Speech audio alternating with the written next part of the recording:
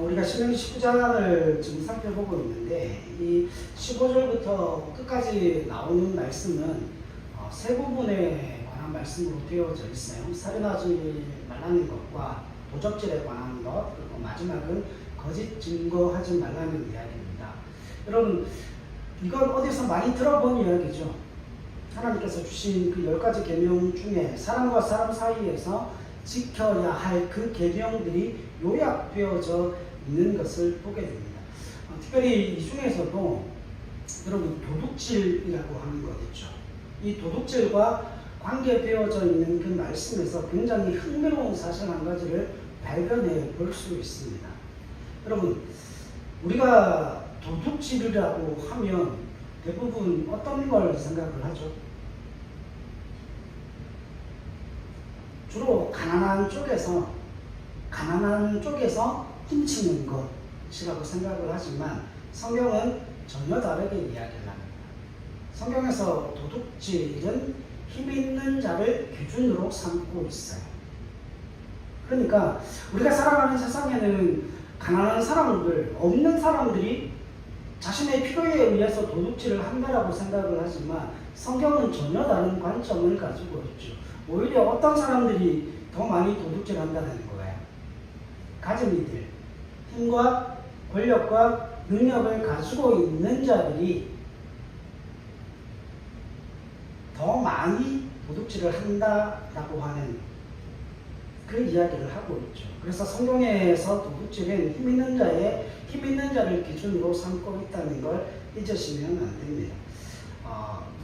여러분, 오늘 14장 말씀에 보면 내 하나님 여호와께서 내게 주어 차지하게 하시는 땅, 곧 내 소유가 된 기업의 땅에서 조상이 정한 내 이웃의 경계표를 옮기지 말 것이니라 라고 이야기를 하고 있습니다. 여기서 말하는 그 이웃의 경계, 이거는 땅의 범위를 이야기하고 있거든요. 지표. 그러니까 다시 말씀을 드리면 이스라엘 백성들이 가나안 땅에 들어갈 때 어떻게 들어갔어요? 가나안 땅에 들어가서 그 땅을 차지하고 그 땅을 점령하기도 전에 이미 뭘 했죠? 제비를 뽑아서 그 땅을 지파별로 다 나누었잖아요. 지파별로 다 나누어서, 그래서 각 지파의 사람들은 뭐를 가지고 있습니까? 자신의 땅을 가지고 있어요. 그 자신의 땅은 하나님께서 누구에게 주신 땅이에요? 하나님께서 조상들에게 주신 땅이고, 그래서 조상 대대로, 가문 대대로 그 땅에서 뭘 하고 있죠? 농사를 짓고 그 땅에서 소출을 얻음으로 말미암아 생명을 유지해 가고 있는 그 땅을 이야기하고 있는 겁니다. 근데 오늘 본문의 말씀에 보면 그 땅의 표시를 뭐 하지 말라고요? 옮기지 말라는 거죠. 자, 여러분 생각해 보세요. 경계를 옮긴다는 건, 여기 한번 보실래요? 여러분, 경계를 옮긴다는 건 사방으로 네모나게 만들어서 여기가 누구 땅이에요? 여기가 누구 땅입니까? 내 땅이라고 하는 거죠. 근데 여기서 경계를 넓힌다는 건 어떤 의미예요? 내 땅과 누구의 땅이 붙어 있어요? 내 땅과 이웃의 땅이 붙어 있어요. 그래서 내 땅의 경계가 더 넓어지면 뭐가 좁아집니까? 이웃의 몫이 줄어들게 됩니다.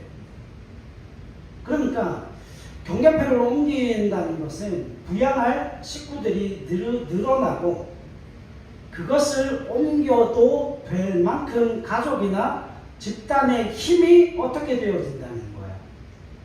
세진다는 걸 이야기하죠. 이해하시겠습니까? 그러면 성경에서 이 경계표를 옮기지 말라라고 이야기할 때 가난한 사람들을 향해서 하는 이야기가 아니라 힘이 없고 능력이 없고 권력이 없는 사람들을 향하여서 그 이야기를 하고 있는 게 아니라 누구를 향해서 그 일을 하고 있는 게 마땅한 거예요. 경계가 넓어졌다라고 하는 건 가족이 많아지거나 무리가 더 많아져서 결국 그 땅에는 머리 숫자가 모였어요. 힘이요, 권력이요, 능력이었지 않습니까? 그래서 그 경계를 더 다른 이웃의 경계에까지 넘어가도 될 만큼 내 구역이 더 넓어짐으로 말미암아 이웃의 구역이 줄어들게 할 수 있을 만큼의 집단의 힘이 강성해진 것을 의미하고 있다는 거예요. 경계표를 옮긴다라고 하는 것은. 근데 성경이 이걸 뭐라고 이야기합니까? 성경이 이걸 뭐라고 이야기해요? 도둑질이라고 이야기를 해요. 왜냐하면 여러분, 우리가 생각할 때에 우리가 열심히 사업을 하고 우리가 열심히 일을 해서 내 경계가 넓어지는 것, 그게 무슨 이웃에게 무슨 해가 되나? 예를 들면 이런 겁니다. 우리가 열심히 목회를 해서 1000명이 모이고 2000명이 모이고 3000명이 모이고 10,000명이 모이는 그런 큰 교회를 이루었다. 그게 무슨 도둑질이 되어지냐는 거예요. 근데 여러분, 성경은 그걸 도둑질이라고 이야기를 합니다. 뭐가 빠지면요? 이웃에 대한 책임과 의무가 빠지면 그건 명백한 도둑질이라고 이야기를 하는 거예요. 자, 그 성경의 이야기를 좀 들어보십시다. 여러분, 하나님이 십계명을 통하여서 사람과 사람 사이에, 다시 말하면 나와 내 이웃 사이에 지켜야 될 그 율법의 대강령이 뭐라고 말씀하십니까? 내 이웃을 내 몸과 같이 사랑하라는 거예요. 그러니까 하나님께서 나를 사랑하시듯이 누구도 사랑하신다는 거예요. 내 이웃도 사랑하신다는 겁니다. 그러니까 하나님께서 나도 사랑하시고 내 이웃도 사랑하시기 때문에 어느 누구에게나 부족할 것 없이 넉넉히 주시는 하나님이라는 것이 그 십계명에 있어서 가장 중요한 내용이라고 하는 거예요. 하나님께서 내게도 풍성하게 주시면 내 이웃에게도 어떻게 주신다고요? 풍성하게 주시는 게 마땅한 거라는 거죠. 예전에 그런 책이 있었어요. 뭐 잘 되는 나? 뭐 미국에 계신 목사님이 쓰신 책인데 그분이 신학을 제대로 공부하신 분이 아니에요. 그래서 그분 책에 보면 이런 게 나옵니다. 우리가 하나님 앞에 열심히 기도해서 하나님께서 우리에게 은혜를 베푸시면 다른 사람의 것을, 내 이웃의 것을 빼앗아서 내게 주실지 어떻게 알겠느냐. 하나님이 그렇게 나를 사랑하신다 라고 그 책에다 써놓은 거예요. 그러면 하나님을 뭘로 만드는 거예요? 오늘 말씀에 의하면 하나님을 뭘로 만드는 겁니까? 하나님을 도둑으로 만드는 겁니다. 더 기가 막힌 건 뭐냐면 내가 하나님 앞에 열심히 기도해서 믿음과 신앙의 올바른 신앙의 체계를 가지게 되면 내가 직장을 위해서 기도하고 있는데 내 직업을 위해서 기도하고 있는데 하나님이 나를 그 자리에 보내시기 위해서 그 사람을 그 직장에서 쫓아내실 수도 있지 않느냐. 그런 투로 글을 써놓았어요. 각광을 받았죠. 사람들이 열광했습니다. 여러분, 그건 경쟁이에요. 그건 하나님의 원리와 방법이 아닙니다.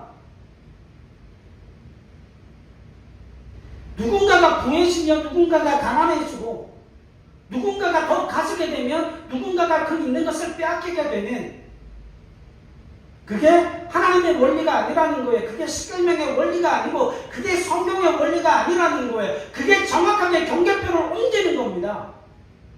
성경이 지금 그 이야기를 하는 거예요. 다시 말하면 여러분, 도둑질이라고 하는 것의 중요한 의미는 힘이 있다고 해서 남의 땅을 빼앗는 것과 같은, 그와 같은 일들은 뭐를 의지하지 않기 때문에 그래요? 하나님의 통치와 의로우심과 부요하심에 대한 불신앙의 표현인 거예요. 예를 한 가지 드리겠습니다. 여러분, 사무엘하 12장으로 한번 가보시죠. 사무엘하 12장 1절로 8절입니다.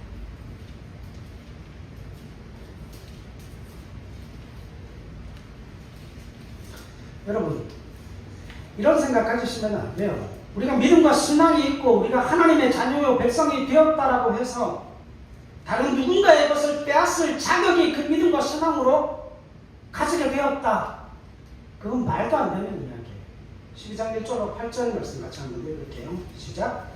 여호와께서 나단을 다윗에게 보내시니 그가 다윗에게 가서 그에게 이르되 가난한 사람은 아무것도 없고 자기가 사서 기르는 작은 암양 새끼 한 마리뿐이라. 그 암양 새끼는 그와 그의 자식과 함께 자라며 그가 먹는 것을 먹으며 그의 잔으로 마시며 그의 품에 누움으로 그에게는 딸처럼 되었거늘. 어떤 행인이 그 부자의 경험에 부자가 자기에게 온 행인을 위하여 자기의 양과 소를 아껴 잡지 아니하고 가난한 사람의 양 새끼를 빼앗아다가 자기에게 온 사람을 위하여 잡았나이다 하니 다윗이 그 사람으로 말미암아 노하여 나단에게 이르되 여호와의 살아계심을 두고 맹세하노니 이 일을 행한 그 사람은 마땅히 죽을지라. 그가 불쌍히 여기지 아니하고 이런 일을 행하였으니 그 양 새끼를 4배나 갚아 주어야 하리라 한지라. 나단이 다윗에게 이르되 당신이 그 사람이라. 이스라엘의 하나님 여호와께서 이와 같이 이르시기를 내가 너를 이스라엘 왕으로 길어놓기 위하여 너를 사울의 손에서 구원하고 내 주인의 집을 내게 주고 내 주인의 아내들을 내 품에 두고 이스라엘과 유다 족속을 내게 맡겼느니라. 만일 그것이 부족하였을 것 같으면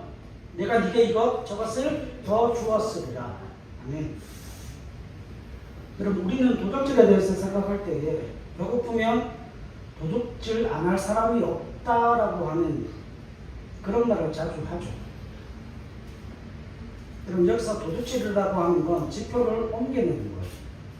오늘 우리가 지금 사무엘하 12장에서 읽었던 이 이야기가 누구의 이야기입니까?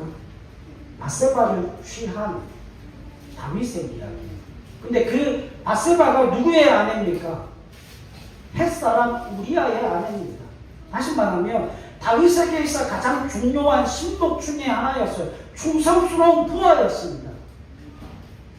근데 그 우리아에게 있는 바세바를 빼앗기 위해서 그 우리아를 전쟁터에서 죽게 만든 거죠. 그래놓고도 그게 죄악인지를 몰라요. 자신은 왕이고 자신은 힘이 있고 자신은 권력이 있고 자신은 능력이 있기 때문에 남의 것을 빼앗을 자격이 있다고 생각하는 것 자체가 성경은 교만한 마음이라고 얘기를 합니다.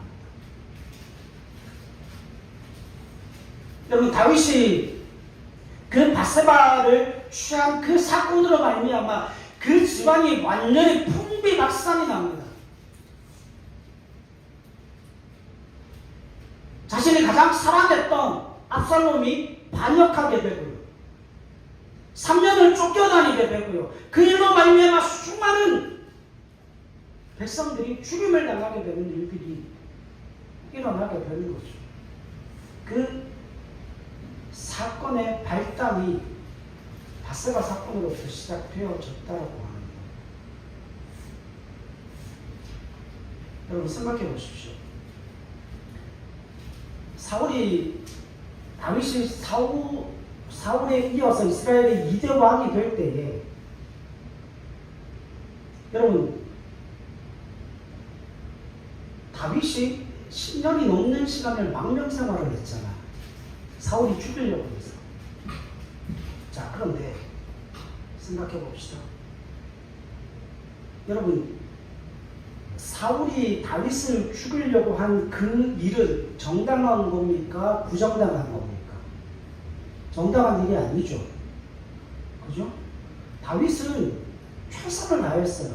장수로서, 장군으로서 전쟁에 나가 승리했고, 사울을 정말 충성스럽게 잘 섬기던 장수였고, 신복이었고, 그리고 더불어 했을 때, 그럼에도 불구하고 다윗이 사울을 죽일 수 있는 기회가 2번이나 있었는데 죽입니까? 안 죽입니까?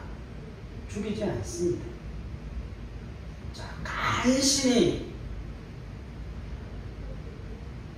목숨을 부지하면서도 다윗은 하나님 앞에 범죄하지 않았죠. 그런데 그것으로 인하여서 다윗이 이런 마음을 품으면 안 됩니다.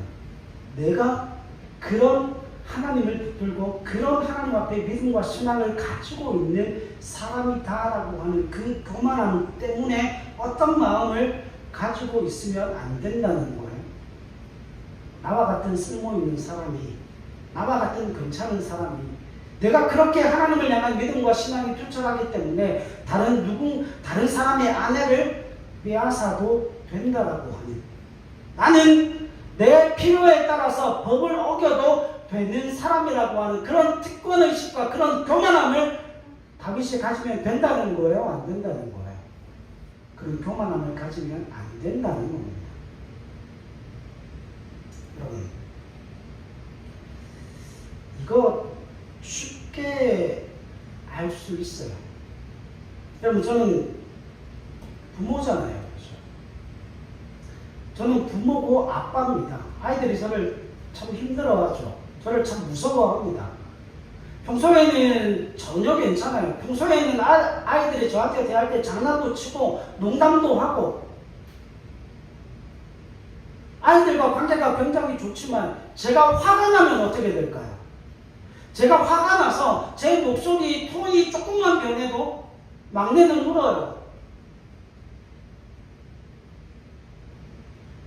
어젯밤에 제가 집사람한테 그 톤을 조금 높게 이야기를 했는데, 집사람은 거실에 있고 저는 방 안에 있어서 거실에 있으면 안 들리잖아요. 그래서 방 안에서 여보 뭐 이야기를 좀 했더니만 우리 영훈이가 제 옆에서 놀고 있었거든요. 블럭을 가지고 놀고 있다가 갑자기 제 목소리가 좀 커지니까 그 블럭을 놀고 있다가 일단 정지, 딱 멈추고 고개를 저한테 휙 돌려서 한마디 했습니다.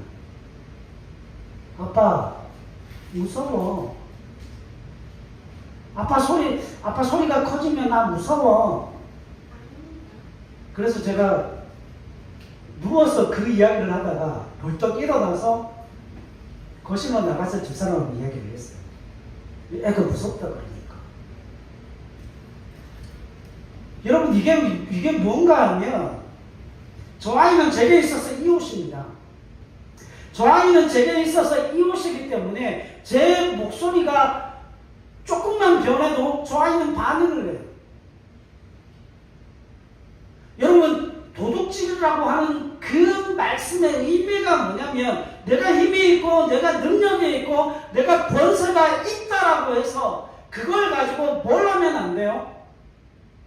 이웃을 두렵게 하고, 이웃을 마음 상하게 하고, 이웃을 가슴 아프게 하는 그와 같은 일들의 교만한 행위를 저지르면 안 된다는 거예요. 여러분, 상대방의 것을 빼앗는 것만이 도둑질이 아닙니다. 자신의 것으로 자신을 증명하고 상대방을 치고 상대방을 억누르고 상대방을 굴복시키는 힘으로써 그걸 사용하게 되면 그게 뭐라는 거예요? 그게 도둑질이라고 하는 거예요. 예를 한 가지만 더 드립시다. 실제로 교회에서 일어나는 일이니까. 여러분, 교회에서 가장 예배를 안 드리는 사람은 누굴까요? 교회에서 가장 예배를 안 드리고 교회에서 가장 예배를 못 드리는 사람은 누굴까요? 다른 목사는 아닙니다.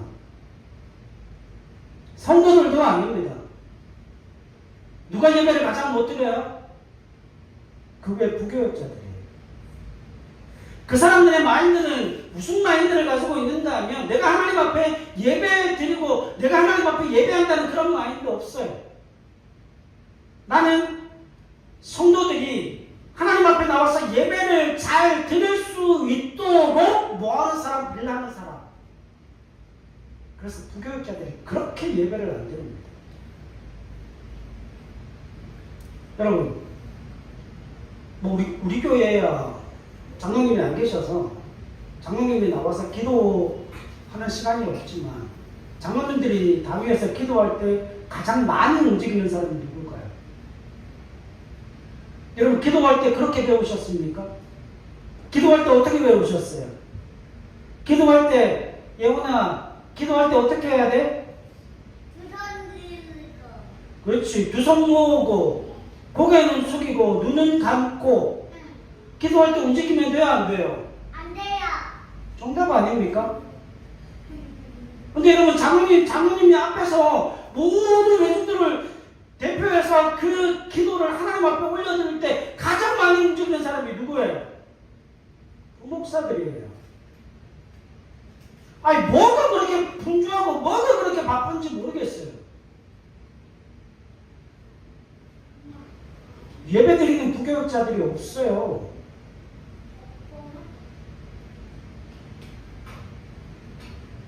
자신들은 예배를 안 드려도 된다라고 하는 그 교만함을 가지고 있는 거예요. 왜? 나는 목사니까.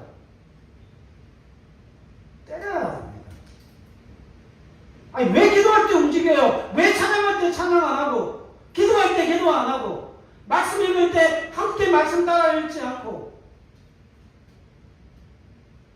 그게 어디서 나오는 거 아니에요? 만약 성도들이 그렇게 하면 목사들이 찾아가서 아니, 예배 때 왜 움직이시냐고. 아니, 기도할 때 기도하셔야지. 기도할 때 왜 두리번거리시냐고. 지는 그러면 다른 사람들 기도할 때 두리번거리는 거 어떻게 알았는데요? 눈 뜨고 봤다는 이야기잖아요. 성도들을 향해서 그렇게 다그치지만 정작 본인은 하나님 앞에 기도하지 않습니다. 하나님 앞에 예배하지 않아요. 그게 뭔 줄 아십니까? 다른 모든 사람들은 예배 시간에 그 일을 할 수 없지만 나는 괜찮아. 그게 교만인 거죠. 나는 괜찮은 게 어디 있어요? 나 돈 안 되는 겁니다.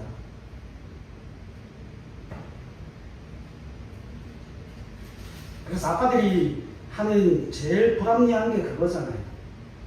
나는 되는데 너는 안 된다는 거 아닙니까? 그게 왜 안 될까요? 그게 왜 안 될까요?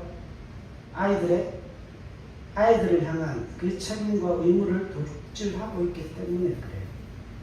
자기는 다 된대. 근데 너는 내 아들이고 너는 내 딸이고 너는 내 자식이기 때문에 안 된다는 거예요. 지금 오늘 성경이 그 이야기를 하고 있는 겁니다. 여러분, 다윗이 가지고 있는 지혜, 지위, 권세, 부귀, 영화는 무엇 때문에 그에게 주어진 거예요? 그 책임을 맡아서 수행하기 위한 보조 수단인 겁니다. 자신이 가지고 있는 그 권세와 자신이 가지고 있는 그 능력으로 다른 누군가를 치기 위한 도구가 아니라고요. 예수 믿는 하나님의 사람들이 이걸 자꾸 오해해요. 여러분들이 가지고 있는 지식이든 지위든 돈이든 체력이든 그 모든 것들이 여러분들에게 주어져 있는 가장 중요한 이유와 의무를 알고 계십니까? 다른 사람을 위해 쓰라는 거예요. 내 자식을 위해서 쓰고 내 아내를 위해서 쓰고 남편을 위해서 쓰고 우리 주위에 있는 수많은 영혼들을 위해서 내가 가지고 있는 능력, 내가 가지고 있는 지식, 내가 가지고 있는 돈, 내가 가지고 있는 체력, 내가 가지고 있는 그 모든 것들을 활용해서 이웃들을 위해 그것을 사용하라는 겁니다. 여러분, 내가 가지고 있는 그것을 가지고 다른 이웃을 위해 사용할 줄 모른다면 우리는 결국 어떤 사람이 돼요? 도둑질밖에 할 수 없는 사람이 되어진다는 거예요. 이해하시겠습니까? 여러분, 그래서 부모는 자식들의 마음을 상하게 해서는 안 되고 자식들은 부모의 마음을 상하게 해서는 안 됩니다. 목사는 성도의 마음을 상하게 해서는 안 되고 성도들은 목사의 마음을 상하게 하면 안 되고 더불어 목사와 성도들은 누구의 마음을 상하게 하면 안 되는 거예요. 하나님의 마음을 상하게 하면 안 되는 겁니다. 그 모든 것들은 다 하나님의 것은 도둑질하는 것이기 때문에 그렇습니다. 여러분, 우리는 하나님께 인정을 받아야 되는 사람이에요. 우리가 기도하고 우리가 가지고 있는 생각 중에 잘못되어져 있는 것들이 하나가 있습니다.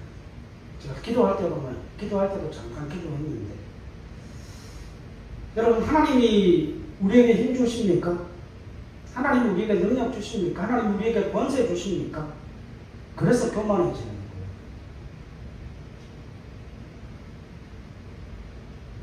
여러분, 하나님이 다윗에게 힘을 주셨어요? 하나님이 다윗에게 능력을 주셨습니까? 하나님이 다윗에게 권세를 주셨습니까? 아닙니다. 오해하지 마세요.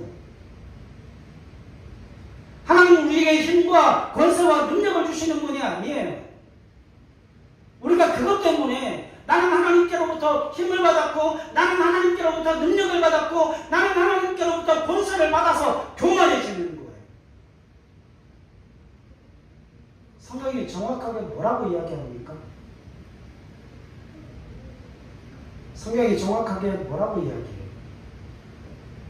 하나님이 우리의 힘이요, 하나님이 우리의 능력이요, 하나님이 우리의 권능이시라 이야기합니다. 근데 우리는 그걸 자꾸 뒤집잖아요. 하나님 내게 힘을 주시기를 원합니다. 하나님 내게 능력 주시기를 원합니다. 하나님 내게 권능 주시기를 원합니다. 그래서 우리가 편하게 그렇게 이야기를 해요. 하나님이 내게 은혜 주셨고, 하나님 내게 능력 주셨고, 하나님께서 내게 권능 주셨다. 근데 엄밀한 의미에서는 그 말 틀린 이야기죠. 여러분, 하나님이 제자들에게 권능을 주셨습니까?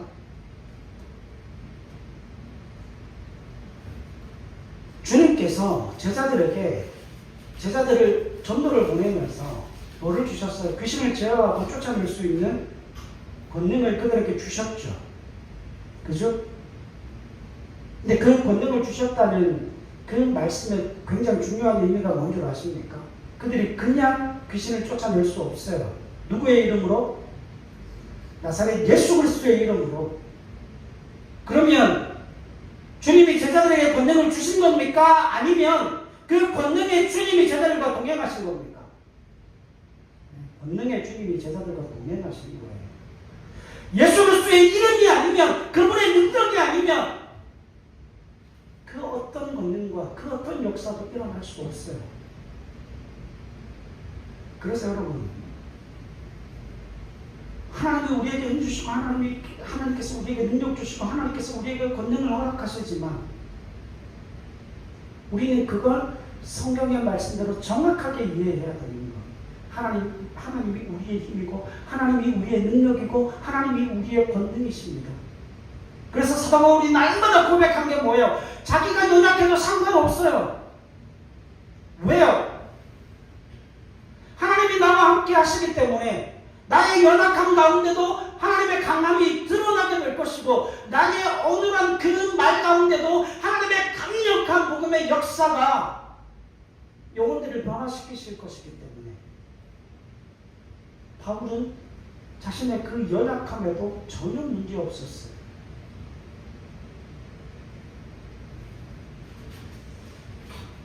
여러분, 우리가 기도하고 금식하고 전도하는 그 수많은 신앙상의 행위들을 가지고 내가 어떻게 다른 사람들과 다른가, 그걸 증명하려고 하지 마십시오.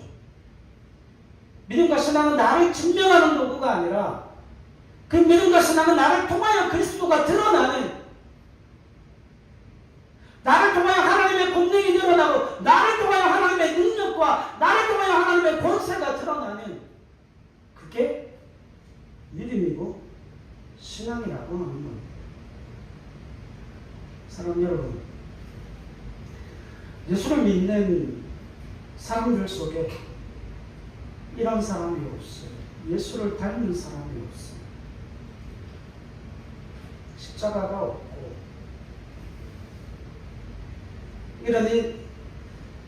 이런 번씩 7번의 용서함이 없고, 우리가 가지고 있는 그 모든 것들이 다 살벌한 무기밖에는 없습니다.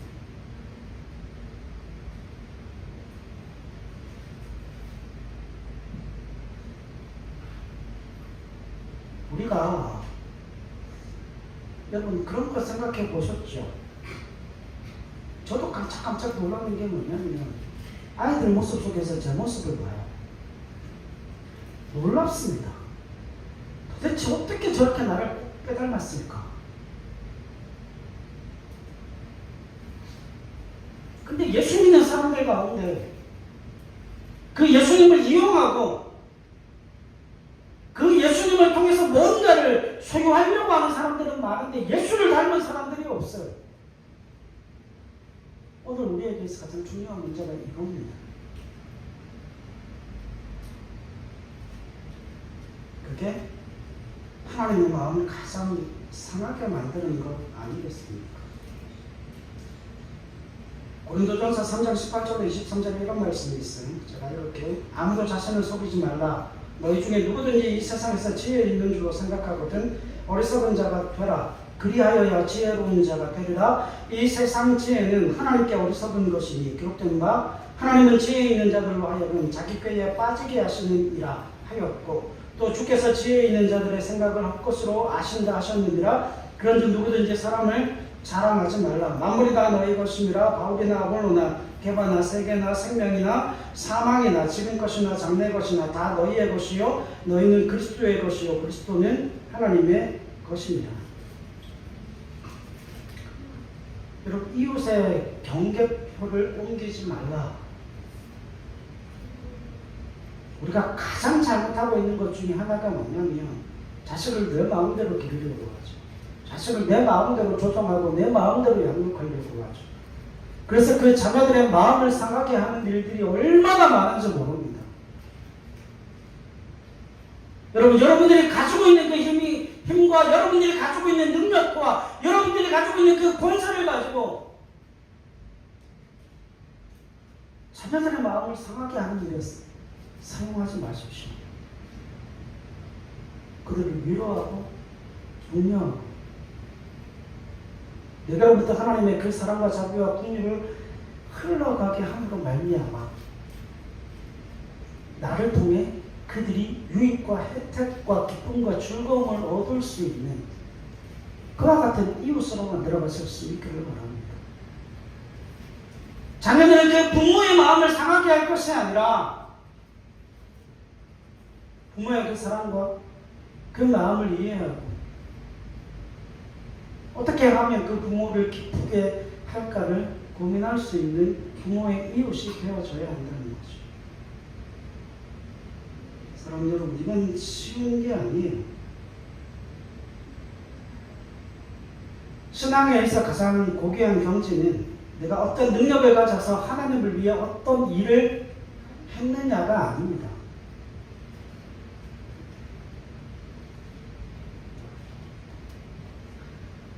여러분이 어떤 능력을 가지고 있다.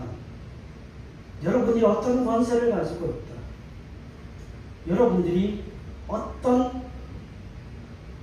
힘과 능력과 권세를 가지고 있던 그 힘과 능력과 권세를 가지고 주위의 사람들이 그 힘과 권세와 능력 아래 모여와서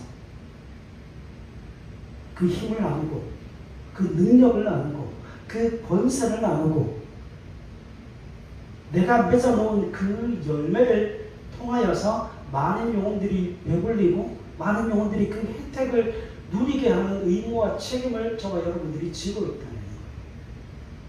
그래서 여러분, 이웃의 경계표를 옮기지 말라는 그 이야기는 이런 거예요. 여러분, 사람이 많아지고 힘과 권능과 능력이 생겨서 그 땅에서 더 많은 소출과 더 많은 풍성한 것들이 열매 맺게 되면 어떻게 하라는 겁니까? 내가 더 많은 것을 가져서 더 많은 땅을 차지하여 더 많은 소출을 늘릴 것이 아니라 내 땅은 정해져 있고 소출은 풍성하기에 그것이 흘러 어디로 가게 만들라는 거예요. 이웃의 땅을 적시도록 만들라는 거예요. 그것은 여전히 이웃의 땅입니다. 그러니까 내 안에 그 하나님의 기쁨으로 충만하고 하나님의 즐거움으로 충만하다면 그것으로 자녀들을 적셔내십시오. 그것으로 이웃을 적셔내십시오. 제가 예전에 한경재 목사님에 관한 이야기를 들은 적이 있습니다. 목사님이 참 대단한 분이셨죠. 근데 어떤 분이 그 이야기를 합니다. 한경재 목사님이 교회에서 사례를 받으면 그 사례를 집으로 가는 도중에 거린을 만나면 자신의 사례를 그 거리 내 그 구걸통에다 다 놓고 그냥 집에 가신대요. 평생을 그렇게 사셨답니다. 그러면서 이제 오늘 목사님 하시던 이야기가 그분은 그렇게 살아도 된다 그 이야기를 하셨어요. 왜 줄 아십니까? 그분은 평생 하나님 품에 안 계실 때까지 교회에서 먹고 입고 살 것을 책임져 주셨어요. 교회에서. 그래서 자신의 사례비를 다른 누군가에게 줘도 먹고 사는 데는 지장이 없으셨다는 거죠. 근데 거기에 굉장히 중요한 사실 한 가지가 있어요. 그분이 교회에 다른 목사로 부임하고 난 다음에 한 달 사례비가 250만 원이셨대요. 근데 200만 원은 집에다 쓰고 50만 원은 반드시 성결을 하셨답니다. 그래서 목회를 10년 하고 20년 하니까 사례비가 늘어났어요. 사례비가 늘어나서 사례비를 교회에서 500만 원을 드렸는데 그렇게 드렸다는 게 아니고 그 정도로 드렸다는 거예요. 그런데 여전히 그 목사님의 생활비는 200만 원. 그리고 나머지 300만 원은 또 다른 이웃들을 위해 사용하셨다는 거예요. 그리고 그분이 은퇴할 나이쯤 돼서 사례비가 굉장히 많이 들었어요.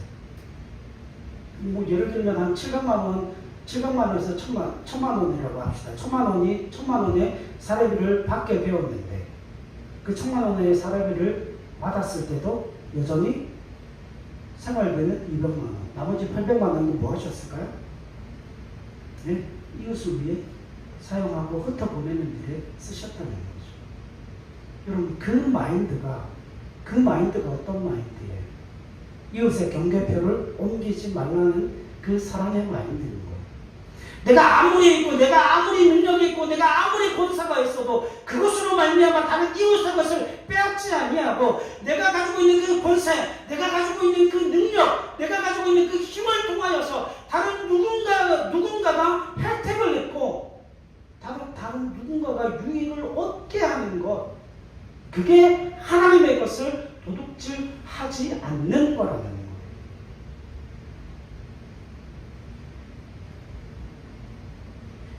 오늘 우리가 사는 세상에 이런 예수님을 닮은 사람들이 얼마나 되겠습니까? 더 많이 가지려고 하고 더 많이 누리려고 하고 더 많이 소유하려고 하는 이 세상 속에서 이웃에 대한 의무와 책임을 온전히 감당하고 있는 사람들이 얼마나 있냐라고 하는 것이죠. 여러분들의 그 생활 반경 안에 많은 사람들이 찾아와서 위로를 얻고 평안과 안식을 얻는 그런 혜택을 여러분들을 통해서 보게 하는 그 일을 위해 주님 앞에 아름답게 헌신하는 저와 여러분들이 되실 수 있기를 바랍니다. 이게 성경이 말씀하는 도둑질하지 말라, 도적질하지 말라라고 하는 그 말씀의 의미 있는 거예요. 여러분 더 많이 소유해서 행복한 사람이 아니라 나를 통하여 더 많은 사람이 위로함을 받고 나를 통하여 더 많은 사람이 평안과 안식을 얻음으로 기뻐하고 즐거워하는 정말 예수님을 닮은 하나님의 사람들 되실 수 있기를 주님의 이름으로 간절히 부탁을 드립니다. 기도하겠습니다. 좋으신